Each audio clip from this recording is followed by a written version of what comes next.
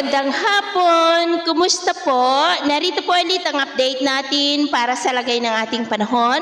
Ngayong hapon po ng July 13, 2024 na kung saan sa ngayon ay patuloy pa rin natin na minomonitor ang dalawang LPA na nakapagitan po ngayon dito sa ating bansa na lumakas na nga po at tinawag ng Joint Typhoon Warning Center na Invest 90W ang nasa silangan ng Mindanao at Invest 99W naman ang nasa may South China Sea. Ang dalawang ito ay posibleng maging bagyo na magpapalakas po ng habagat. Si 99W ay banta po sa southern part ng China na posibleng maging bagyo na yan between 12 to 24 hours at ang Invest 90W naman ay malaking banta po dito sa ating bansa na papalakas ng habagat at kung mag-landfall ay magdudulot pa ng mas mapanganib na panahon.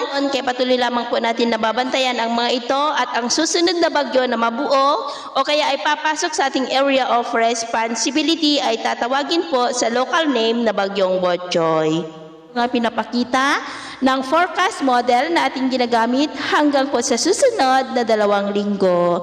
At sa lagay ng ating panahon, ngayong hapon ay maulap ang kalangitan with isolated rains sa malaking bahagi ng Mindanao, malaking bahagi ng Visayas, Southern Luzon, Calabarzon, Metro Manila, ilang bahagi ng Central Luzon, Ilocos Region at Cordillera na posibleng magtuloy-tuloy ang mga isolated rains sa malaki po ng ating bansa hanggang mamayang gabi, kaya mag-ingat po tayo sa posibleng banta pa rin ng mga pagbaha at pagguho ng lupa.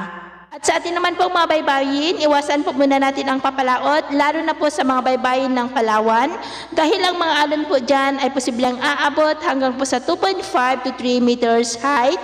Kaya iwasan po muna natin ang papalaot dyan po sa mga may kulay pula para mas makaiwas sa mga sakunang pangkaragatan. So yun po ng latest update natin sa araw na ito. At ako pa muli si James na nagsasabing sa kahit anong pagsubok po na darating sa ating buhay, huwag na huwag po tayong mawawalan ng pag-asa. Thank you and God bless!